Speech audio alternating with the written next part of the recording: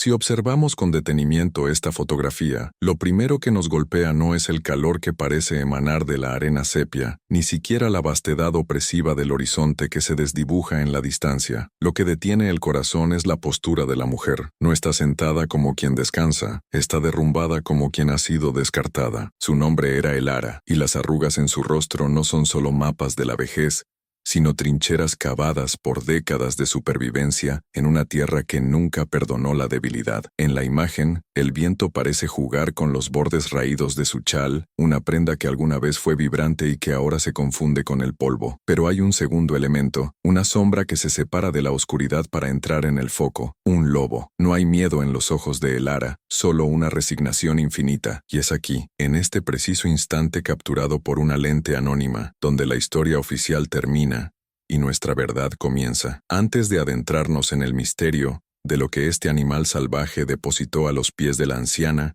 y cómo ese simple acto cambiaría el destino de una civilización olvidada, te invito a que marques este momento con un me gusta y te suscribas al canal. Tu apoyo nos permite seguir revelando estas historias ocultas en el tiempo, dando voz a quienes fueron silenciados por la historia. Para entender cómo Elara llegó a estar sola en medio de la nada, debemos retroceder apenas unas horas antes de que se tomara esta imagen mental. El pueblo de San Valerio, un asentamiento de adobe y piedra, aferrado a la orilla de un lecho de río seco, se había convertido en un lugar de decisiones imposibles. La sequía había durado 5 años. El polvo se había infiltrado en los pozos, en la comida y en las almas de los hombres. El Consejo de Ancianos, liderado paradójicamente por un hombre de mediana edad llamado Barik, había decretado la ley de la supervivencia. Era un eufemismo cruel para una sentencia de muerte. Aquellos que no podían trabajar, aquellos que consumían recursos sin aportar sudor o sangre, debían ser liberados al desierto. Decían que era la voluntad de la tierra, pero todos sabían que era la cobardía de los hombres. Elara no protestó cuando vinieron por ella. Había sido la partera del pueblo durante 40 años. Sus manos, ahora nudosas y temblorosas por la artritis, habían traído al mundo a la misma generación que ahora la arrastraba hacia las dunas. Incluso había traído al mundo a Barik. Recordaba su primer llanto, un sonido agudo y exigente que no había cambiado mucho con el tiempo, solo que ahora sus exigencias costaban vidas. Mientras la camioneta vieja se alejaba, levantando una nube de polvo que la asfixiaba, Elara no miró atrás. Sabía que si cruzaba la mirada con alguno de ellos, la vergüenza los perseguiría, y ella, en su infinita compasión, no quería cargarles la conciencia más de lo que ya lo hacía el hambre. La dejaron con una cantimplora medio llena y un pequeño cuchillo sin filo, herramientas inútiles contra la inmensidad del desierto de los huesos blancos. La primera hora fue una batalla contra la negación. El sol estaba en su cenit, un ojo blanco y furioso que quemaba la piel a través de la ropa. Elara caminó, no porque tuviera un destino, sino porque el instinto humano se rebela contra la quietud de la muerte. Caminó hasta que sus piernas, traicionadas por la edad, cedieron. Cayó de rodillas en la arena caliente, sintiendo cómo los granos minúsculos se clavaban en su piel como miles de agujas de vidrio. Fue entonces cuando la soledad la golpeó con la fuerza de un martillo físico. No era solo la ausencia de personas, era el silencio absoluto. En el desierto el silencio no es paz, es una presencia depredadora. Es el sonido de la nada esperando reclamar tu cuerpo. Elara cerró los ojos y pensó en su hija, fallecida años atrás por la fiebre. Pensó en su esposo, cuya tumba había quedado atrás en el cementerio del pueblo, ahora inalcanzable. Se sintió pequeña, una mota de polvo en un universo indiferente. La desesperación comenzó a dar paso a una extraña lucidez, un estado mental que a menudo precede al final, donde los recuerdos se vuelven más vívidos que la realidad presente. Recordó las historias que su abuela le contaba sobre los guardianes de las arenas, espíritus antiguos que tomaban formas de bestias para juzgar a los perdidos. Siempre había pensado que eran cuentos para asustar a los niños y mantenerlos cerca de las fogatas, pero bajo el sol inclemente, la frontera entre el mito y la realidad comenzaba a disolverse como un espejismo en el horizonte. Cuando el sol comenzó a descender, pintando el cielo de tonos violetas y rojos sangrientos, la temperatura cayó en picada. El calor abrasador fue reemplazado por un frío que calaba los huesos. Elara se envolvió más fuerte en su chal raído, tiritando violentamente. Sabía que la noche traía consigo peligros más tangibles que los recuerdos, escorpiones, serpientes, y lo más temido de todo, los coyotes y lobos que bajaban de las montañas rocosas buscando carroña. Ella era, A todos los efectos una presa fácil, una ofrenda de carne y hueso dejada en el altar de la naturaleza salvaje. Fue entonces cuando lo vio. Al principio, pensó que era una sombra alargada por la luz moribunda del atardecer, una mancha oscura en la cima de una duna cercana, pero la mancha se movió, se recortó contra la luna naciente, revelando la silueta inconfundible de un cánido, pero era demasiado grande para ser un coyote. Su postura era regia, su cabeza alta, sus orejas alertas captando el sonido del viento. Era un lobo, un ejemplar magnífico de pelaje gris y plata, cicatrizado por batallas territoriales, un superviviente nato de este infierno estéril. El corazón de Elara martilleó contra sus costillas frágiles. El instinto primitivo gritaba: «Corre», pero su cuerpo se negó a obedecer. Además, ¿a dónde iría? Estaba expuesta, vulnerable. El lobo comenzó a descender la duna. No corría, no acechaba con la postura agazapada de un cazador a punto de saltar. Caminaba con un propósito deliberado, con una calma que resultaba más aterradora que cualquier gruñido. Sus ojos amarillos brillaban en la penumbra, dos orbes de fuego frío fijos en la anciana. Elara buscó el cuchillo romo en su regazo. Sus dedos torpes apenas lograban sujetar el mango de madera desgastada. Era un gesto inútil, casi cómico. Ese animal podía destrozarle la garganta antes de que ella pudiera siquiera levantar el brazo. Sin embargo, aferrarse a esa pequeña pieza de metal le daba un último vestigio de dignidad humana. Si iba a morir, moriría con una herramienta en la mano, no como una oveja. El lobo se detuvo a unos 10 metros de ella. El viento cambió, llevando el olor del animal hacia Elara, almizcle, polvo y sangre seca. Elara contuvo el aliento, esperando el ataque. Cerró los ojos murmurando una plegaria final, no a un dios, sino a la tierra, pidiendo que fuera rápido, que el dolor fuera breve, pero el ataque no llegó. Escuchó el sonido de las patas sobre la arena, un crujido suave y rítmico que se acercaba. Cruch, cruch, cruch. Se detuvo. Elara abrió un ojo, temerosa. El lobo estaba ahora a solo 2 pasos de ella. Era inmenso. De cerca podía ver las canas en su hocico, indicando que él también era un anciano en su mundo, un patriarca que había visto tantas lunas como ella había visto inviernos. No había malicia en su mirada, solo una curiosidad profunda, una inteligencia que trascendía lo animal. La bestia bajó la cabeza. Elara se encogió, esperando la mordida, pero el lobo no abrió las fauces para atacar. En su boca, sostenía algo con delicadeza, algo que no parecía pertenecer al desierto. Con un movimiento suave, casi reverente, el lobo dejó caer el objeto a los pies de Elara, levantando una pequeña nube de polvo. Luego, dio un paso atrás y se sentó sobre sus patas traseras, observándola, esperando. Elara miró el objeto en la arena. Su mente tardó unos segundos en procesar lo que veía, porque era algo tan fuera de lugar, tan imposible en ese contexto de muerte y desolación, que la lógica se resistía a aceptarlo. No era un hueso,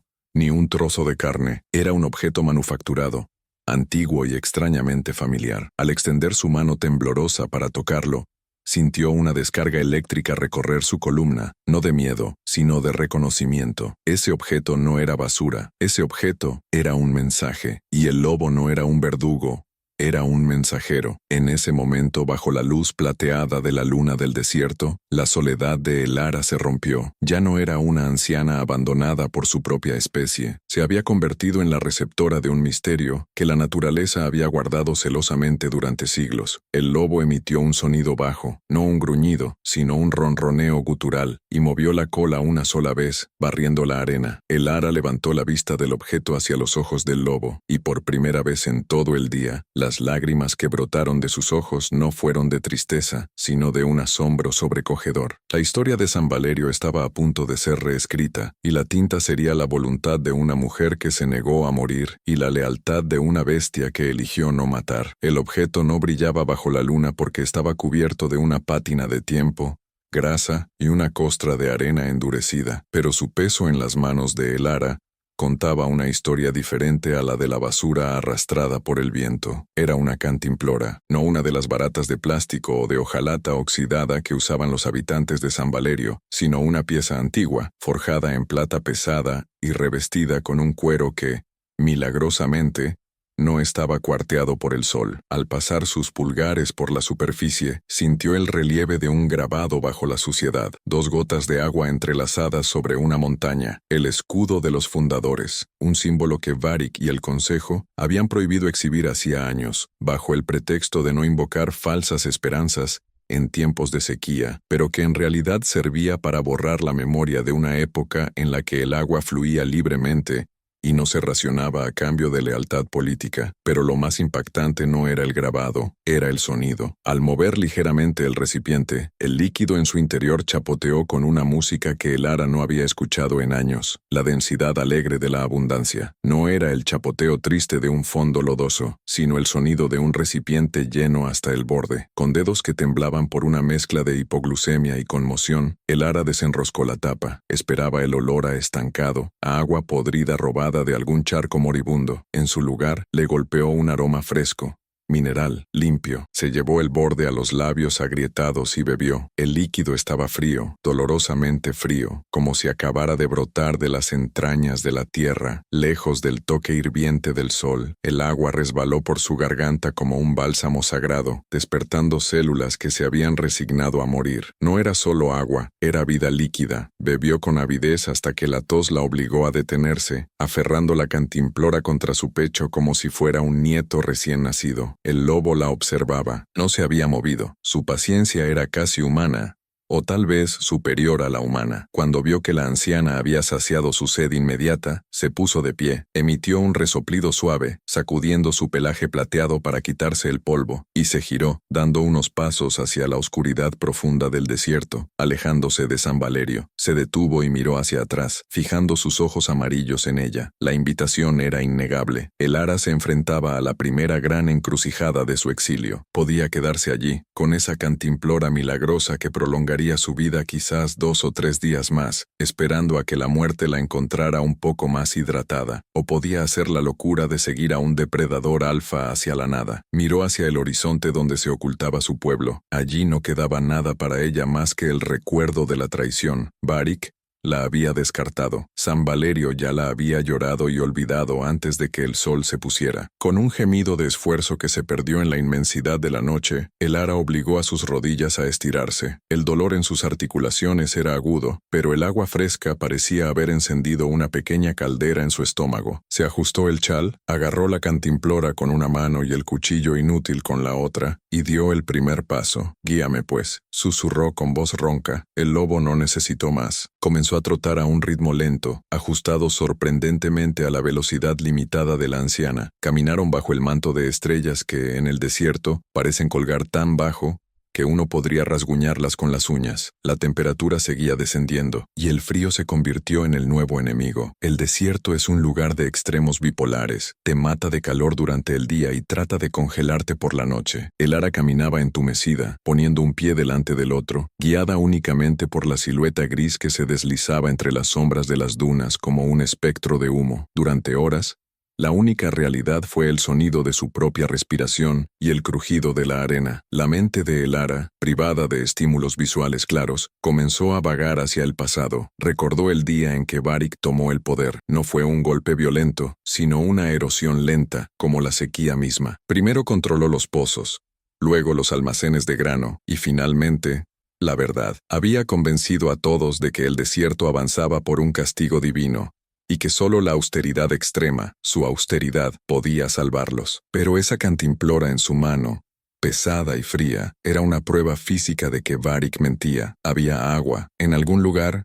había agua fresca y abundante. Y si había agua, la ley de la supervivencia no era una necesidad. Era un asesinato sistemático para reducir bocas que alimentar. La furia es un combustible excelente cuando se acaba la esperanza, y esa chispa de ira mantuvo a el Ara en movimiento cuando sus piernas amenazaron con fallar nuevamente. El terreno comenzó a cambiar. La arena suave y traicionera dio paso a un suelo duro, rocoso y quebrado. Estaban entrando en las tierras baldías, una zona de formaciones rocosas afiladas que los habitantes del pueblo evitaban por superstición y por la lógica de que allí no crecía nada. El lobo se movía con más cautela aquí, olfateando el aire, sus orejas girando como radares ante cualquier sonido del viento silbando entre las grietas de piedra. De repente, el animal se detuvo frente a una grieta estrecha en la base de un acantilado de piedra caliza. Era una fisura oscura, apenas lo suficientemente ancha para que pasara una persona. El lobo miró a el Ara y luego se deslizó hacia el interior, desapareciendo en la negrura. El Ara vaciló. Entrar ahí era entrar en la boca de la tierra. Su corazón latía con fuerza contra sus costillas, un tambor de advertencia, pero el frío exterior era insoportable, y la curiosidad, esa vieja amiga y enemiga de la humanidad, tiraba de ella. Se acercó a la grieta. Del interior no salía un olor a humedad o a animal, sino un olor seco, a polvo antiguo y madera quemada. Se deslizó por la abertura, raspando su hombro contra la roca fría. La oscuridad era total por unos segundos, hasta que sus ojos se adaptaron a una tenue luz que provenía de arriba, donde la grieta se abría al cielo lejano como una herida cicatrizada. No era una cueva natural cualquiera. El Ara contuvo el aliento. El suelo de la caverna estaba nivelado,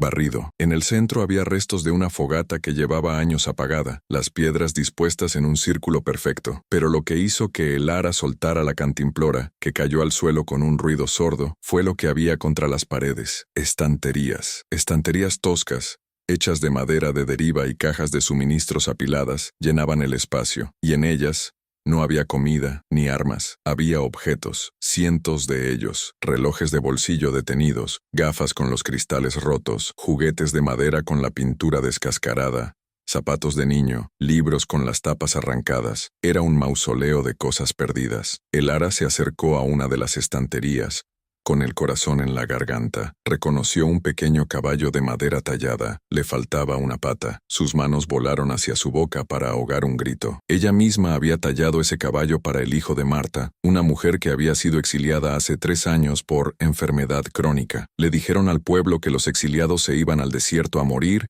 y que el viento los enterraba. Pero esto era una colección. Alguien había estado recolectando las pertenencias de los condenados. El lobo estaba sentado al fondo de la cueva, junto a algo que parecía un bulto de mantas viejas, sobre un lecho de paja seca. El animal emitió un gemido bajo lleno de dolor. El Ara, con las piernas temblando, se acercó. No eran solo mantas.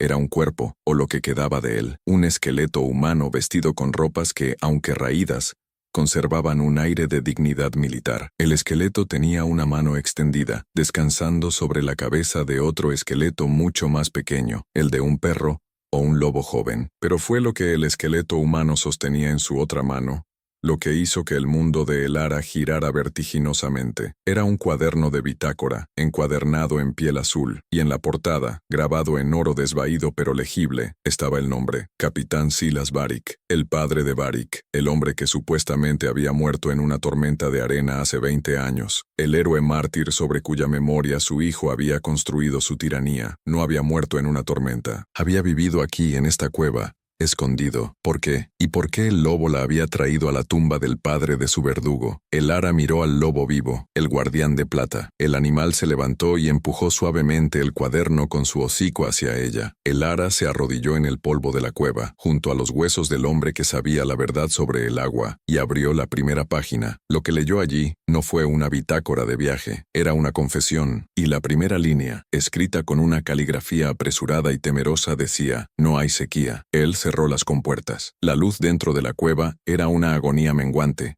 dependiente de los últimos rayos de luna que se filtraban por la grieta y del resplandor espectral de las estrellas. El Ara, con las manos manchadas de polvo y temblando por una mezcla de frío nocturno y horror espiritual, acercó el cuaderno de bitácora a sus ojos cansados. Las páginas crujieron como piel seca, frágiles al tacto, pero la tinta, protegida de la erosión del sol, gritaba su verdad con una claridad hiriente. Leer aquellas palabras no era simplemente informarse, era desenterrar cadáveres. Cada frase escrita por el capitán Silas desmantelaba la realidad que el Ara había conocido durante las últimas 2 décadas. No leía historia, leía la autopsia de un crimen prolongado contra su pueblo. Día 4 del exilio. Rezaba una entrada temprana con una caligrafía que aún conservaba la firmeza de un hombre de mando. Mi hijo no es un líder, es un carcelero. Descubrió el sistema de esclusas de los antiguos en el cañón del Eco. No están rotas.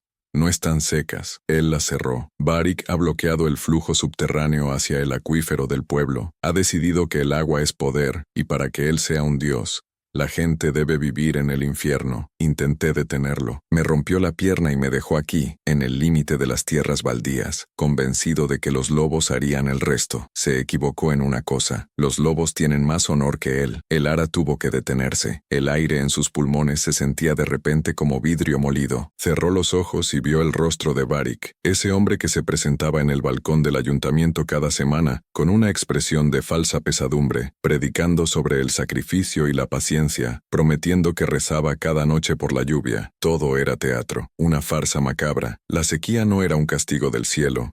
Era una decisión administrativa. El ara pensó en los niños con los labios agrietados, en los ancianos que, como ella, habían sido arrastrados al desierto para aliviar la carga. No habían muerto por la crueldad de la naturaleza, sino por la ambición de un solo hombre que había cerrado un grifo gigante. La rabia que sintió entonces fue distinta a cualquier emoción que hubiera experimentado antes. Era una ira fría, calcificada, dura como la piedra de la cueva. El lobo, que había permanecido echado junto a los huesos de su antiguo amo, levantó la cabeza y soltó un gemido suave. El ara miró al animal y luego a las páginas del diario. En una entrada posterior, escrita meses después con una letra mucho más temblorosa, Silas hablaba de su compañera. La loba ha vuelto. Trajo una cría. La he llamado Plata por el color de su pelaje bajo la luna. Ella entiende mi soledad. Si muero aquí, mi único lamento es no poder exponer a Barik, pero he dejado mapas, he dejado instrucciones.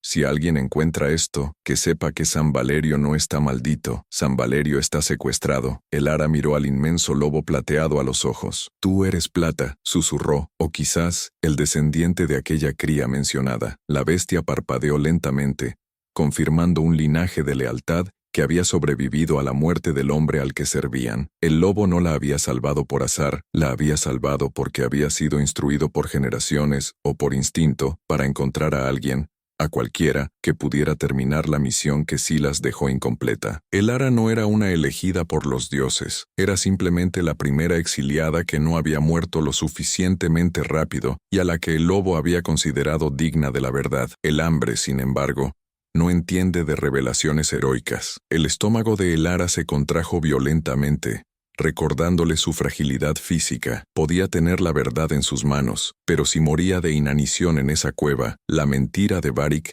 seguiría reinando eternamente. Necesitaba fuerzas, como si leyera su mente, o tal vez respondiendo al sonido de sus tripas. El lobo se levantó y caminó hacia una pila de rocas en el rincón más oscuro de la cueva. Empezó a escarbar con sus patas delanteras, moviendo piedras que para el ara habrían sido imposibles de levantar. Debajo de ellas, oculto en un hueco natural que funcionaba como una despensa fresca, había latas de metal oxidadas pero selladas, y paquetes envueltos en piel encerada. El ara se arrastró hasta allí. Eran suministros de emergencia que Silas debía haber robado o acumulado antes de su muerte, o quizás cosas que otros exiliados habían traído consigo antes de perecer. Encontró una lata de carne en conserva, y, usando su cuchillo romo y una roca como martillo, logró abrirla. El olor era fuerte, salado y rancio, pero para ella olía a banquete. Comió con los dedos, tragando trozos de carne sin masticar bien, sintiendo cómo la energía comenzaba a fluir lentamente de nuevo por sus venas. El lobo la observaba sin pedir nada, como un guardián asegurándose de que su protegido estuviera listo para la batalla. Mientras comía,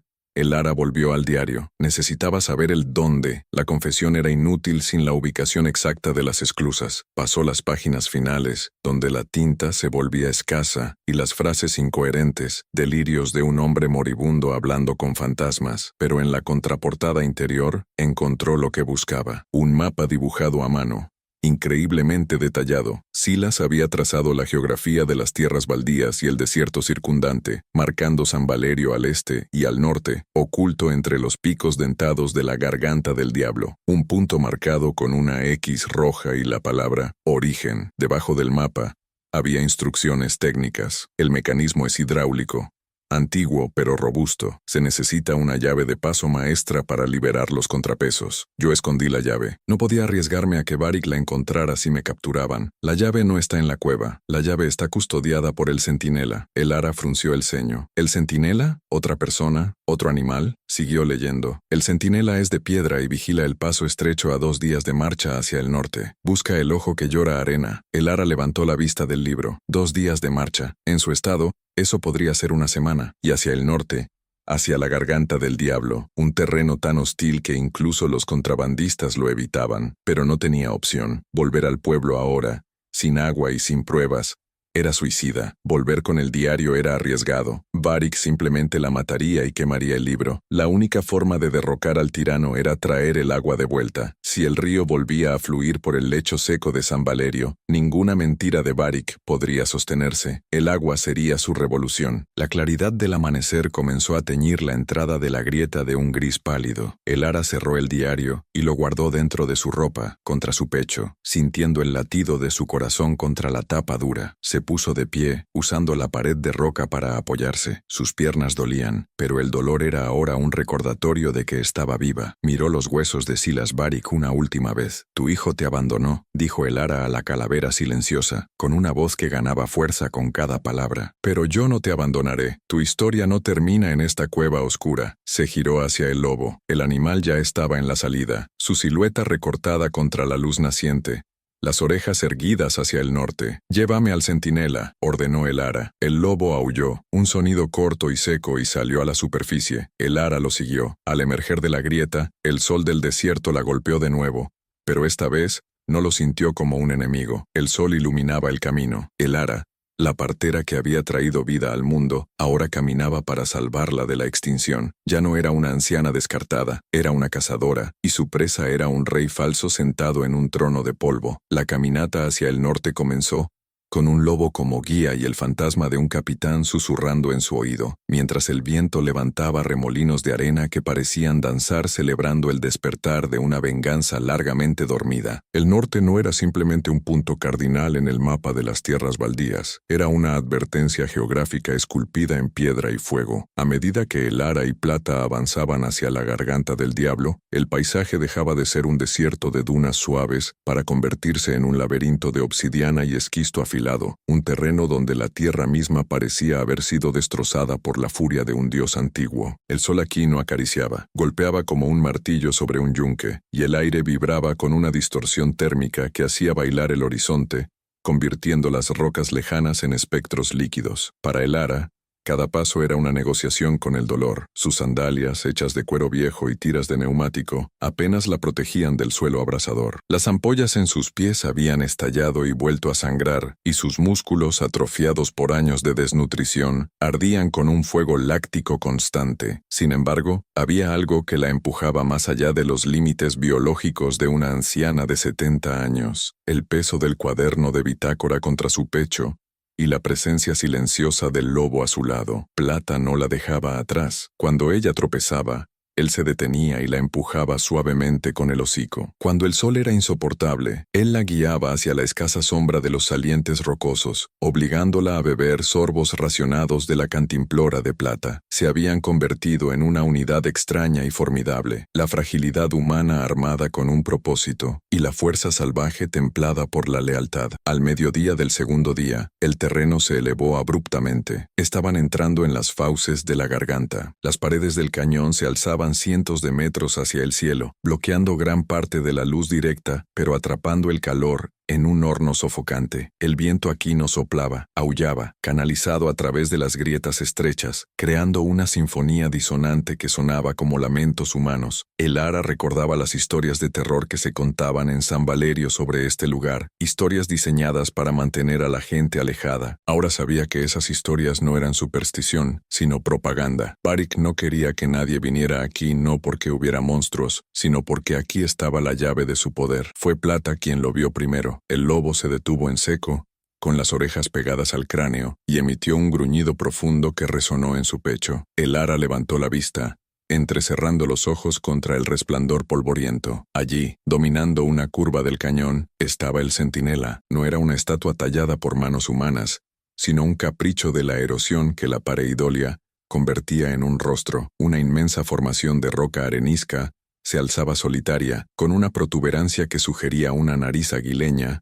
y una frente prominente. Pero lo más impactante Era el ojo. Un agujero natural atravesaba la roca en la parte superior, y debido a la corriente de aire constante en el cañón, un chorro fino y perpetuo de arena caía desde ese agujero hacia la base, como una lágrima interminable de polvo dorado. El ojo que llora arena, había escrito Silas. La precisión de la descripción hizo que un escalofrío recorriera la espalda de Elara a pesar del calor. Ahí está, graznó Elara, su voz apenas un susurro rasposo. La llave debe estar ahí arriba. El problema era la altura. El ojo del centinela estaba a unos 10 metros del suelo, accesible solo por una serie de salientes precarios y grietas estrechas en la roca. Para un escalador joven y fuerte, sería un desafío moderado. Para una anciana debilitada era una sentencia de muerte potencial. Elara miró sus manos temblorosas y luego la altura. El miedo la paralizó momentáneamente. Si caía, se rompería como una rama seca, y la esperanza de San Valerio moriría con ella entre estas piedras olvidadas. Plata pareció entender el dilema. Se acercó a la base de la formación y comenzó a saltar ágilmente de roca en roca, trazando una ruta posible, deteniéndose en cada plataforma para mirar hacia abajo, marcando el camino. «Puedes hacerlo»,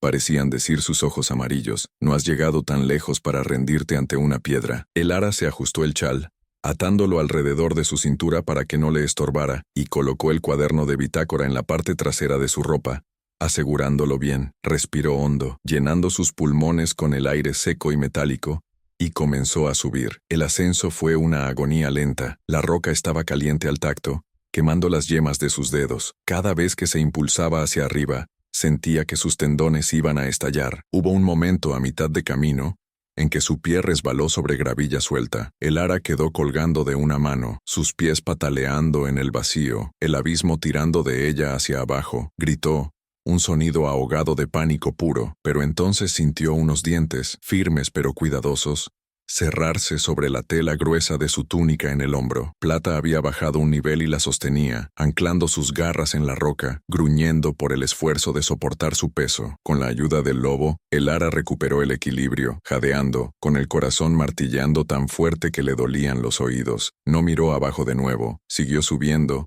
centímetro a centímetro, hasta que finalmente alcanzó la repisa justo debajo del ojo. El viento allí arriba era feroz, azotando su rostro con granos de arena que picaban como agujas. Delante de ella, incrustada en una grieta profunda dentro del agujero de la roca, había una caja metálica pequeña, soldada a la piedra con pernos oxidados pero firmes. No tenía cerradura visible, solo un mecanismo de palanca corroído. Con dedos sangrantes, Elara tiró de la palanca. El metal chilló, una protesta oxidada contra años de abandono, pero cedió. La tapa se abrió. Dentro, envuelta en un trapo de aceite que se había conservado milagrosamente, estaba la llave maestra. No parecía una llave convencional, era una pieza de ingeniería pesada, una barra de hierro hexagonal con muescas complejas y un mango en forma de rueda. Pesaba al menos 2 kilos. Elara la tomó, sintiendo la densidad de su propósito. Tenía en sus manos la capacidad de liberar un río. Las lágrimas de alivio se mezclaron con el polvo en su rostro. Lo tenía, realmente lo tenía. Se giró para mostrarle la llave a Plata, una sonrisa de triunfo rompiendo la máscara de fatiga en su rostro. Pero el lobo no la estaba mirando. Plata estaba al borde de la repisa,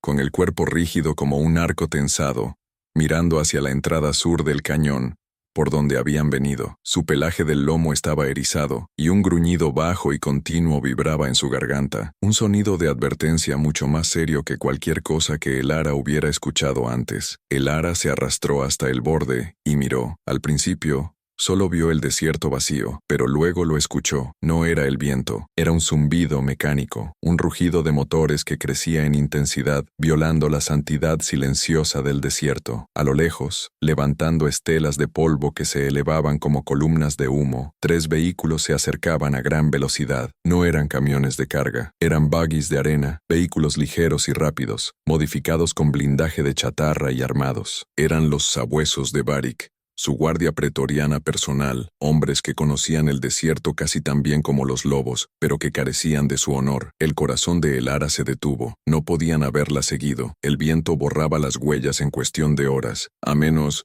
que Barik supiera de la existencia del centinela. A menos que Silas no hubiera sido el único en saber dónde estaba la llave, y Barik simplemente hubiera estado vigilando el lugar, esperando a que alguien fuera lo suficientemente estúpido o desesperado para intentar recuperarla. «Nos han encontrado», susurró Elara, apretando la llave contra su pecho. El vehículo líder se detuvo a unos 500 metros de la base del centinela. Un hombre descendió. Incluso desde esa distancia, el Ara reconoció la postura arrogante. Llevaba binoculares. Los alzó hacia la formación rocosa. El Ara se pegó a la roca tratando de hacerse invisible, pero sabía que era inútil. Estaban atrapados en un callejón sin salida, en lo alto de una torre de piedra, con la única ruta de escape bloqueada por hombres que tenían órdenes de no dejar testigos. Plata se giró hacia ella. En sus ojos no había miedo, sino una resolución fría. El lobo sabía lo que venía. No había negociación posible con los sabuesos. La caza había terminado. La batalla estaba a punto de comenzar. Y la única arma que el Ara tenía era una herramienta de fontanería y la voluntad de un animal que estaba dispuesto a pagar el precio más alto por una deuda antigua. El sonido de un disparo en el desierto no es como en las películas. Es un chasquido seco, insultante, que rompe la inmensidad del silencio antes de que el eco tenga tiempo de rodar por las paredes del cañón. La primera bala impactó contra la arenisca a menos de 1 metro de la cabeza de el Ara, enviando una lluvia de astillas de roca afiladas contra su mejilla. No fue una advertencia, fue un intento de asesinato fallido por la distancia y el viento. El Ara se encogió contra el suelo de la repisa, abrazando la llave de hierro frío contra su pecho, haciéndose ovillo en la única depresión segura de la roca. Plata, por su parte, no se encogió, se agazapó, convirtiéndose en una sombra de furia comprimida, sus labios retirados en un gruñido silencioso que exponía colmillos diseñados para rasgar gargantas, no para detener balas. Abajo, las voces de los hombres de Varric ascendían distorsionadas por la acústica del cañón. «Sabemos que estás ahí, vieja bruja», gritó una voz, probablemente la del líder que había visto con los binoculares. «Tira lo que encontraste y te daremos agua antes de dejarte morir. Si tenemos que subir, te tiraremos viva». El Ara sintió el pánico como un animal vivo arañando su garganta desde dentro. Estaban atrapados. El único camino de bajada era la misma ruta expuesta por la que habían subido, ahora bajo la mira de 3 fusiles automáticos y hombres ansiosos por violencia. Miró a Plata. El lobo la miró de vuelta,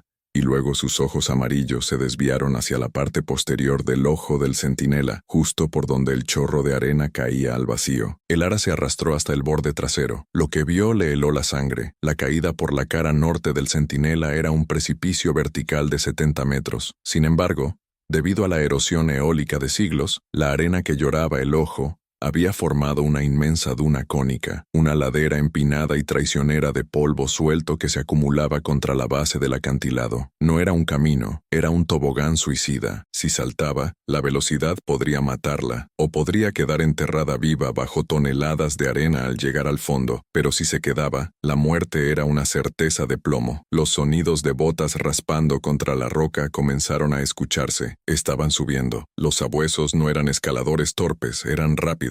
El Ara calculó que tenían menos de 3 minutos antes de que el primer soldado asomara la cabeza por el borde de la repisa. Plata se acercó a ella y le dio un empujón fuerte con el hocico hacia el abismo de arena. No había delicadeza esta vez, era una orden. El Ara dudó. «No puedo dejarte», susurró, con la voz quebrada. El lobo era su única familia, su única conexión con la esperanza. Plata soltó un ladrido corto, feroz, y se giró hacia la entrada de la repisa. Se plantó en el estrecho paso de piedra, bloqueando el camino con su cuerpo masivo. Iba a comprar tiempo. Iba a vender su vida para que una anciana pudiera deslizarse hacia la incertidumbre. El Ara entendió el sacrificio. Las lágrimas nublaron su visión, pero la furia le dio claridad. No desperdiciaría la sangre de ese animal. Se ajustó el chal, aseguró la llave maestra dentro de su túnica con nudos frenéticos y se sentó al borde del precipicio de arena. Miró al cielo, una franja de azul indiferente entre las paredes de roca. «Que la tierra me reciba suavemente», murmuró, y se dejó caer. La sensación fue de violencia pura. La gravedad la agarró y la lanzó hacia abajo. La arena no era suave, era lija en movimiento. El mundo se convirtió en un borrón de marrón y ocre. El Ara cerró los ojos y la boca,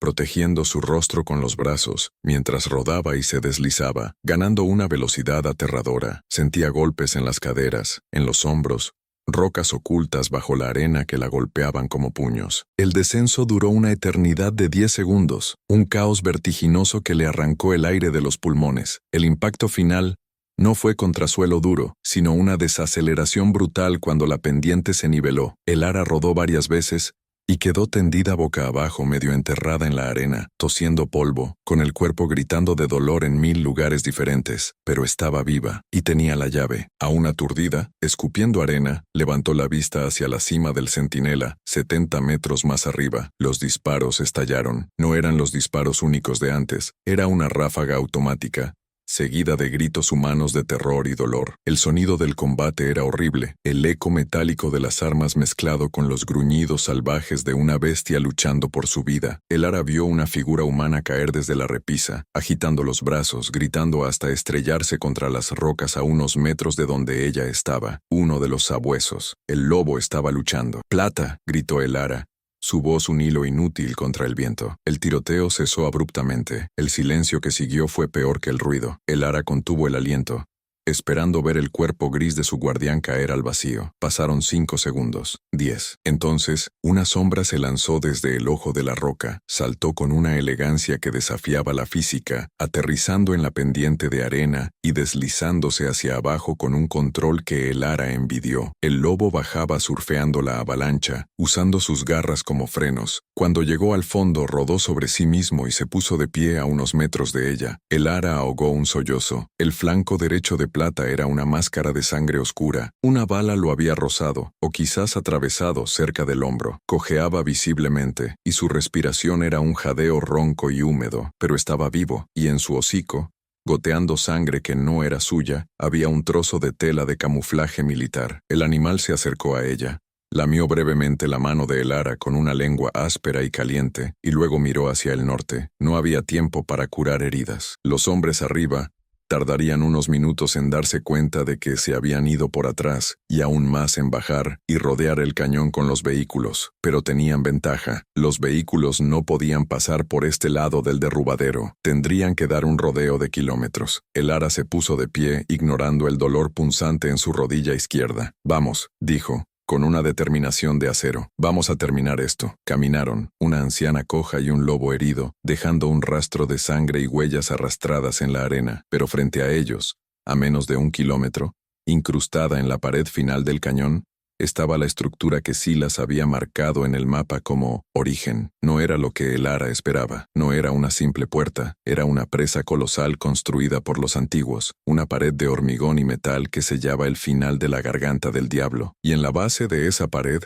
cubierto de óxido y enredaderas secas, estaba el mecanismo de control, una rueda gigante con un hueco hexagonal en el centro. La magnitud de la estructura era aplastante. Detrás de ese muro, si el diario era cierto, descansaba el agua robada de una década. Elara y Plata cruzaron los últimos metros de terreno pedregoso. El sol estaba comenzando a bajar, proyectando sombras largas que parecían dedos acusadores. Al llegar a la base de la presa, el silencio era absoluto. Elara sacó la llave maestra de su túnica. Pesaba más que nunca. Sus manos temblaban tanto que casi la deja caer. «Esto es por los niños», susurró. «Esto es por Silas. Esto es por ti, mi amigo». Insertó la llave en la ranura hexagonal. Encajó con un clank metálico y satisfactorio que resonó como una campana. Pero entonces, el sonido de motores rugió de nuevo, esta vez mucho más cerca. Elara se giró. A unos 300 metros por una brecha lateral del cañón que no habían visto, apareció uno de los buggies de los sabuesos. Habían encontrado un atajo. El vehículo aceleró, levantando una nube de polvo, dirigiéndose directamente hacia ellos como un misil sobre ruedas. El artillero en la parte trasera montó una ametralladora pesada. No había cobertura. Estaban al descubierto frente a una pared de hormigón. Elara miró la llave. Tenía que girarla, pero el mecanismo estaba oxidado por 20 años de inactividad. Necesitaba fuerza, tiempo y ambas manos. Plata se interpuso entre ella y el vehículo que se acercaba. El lobo,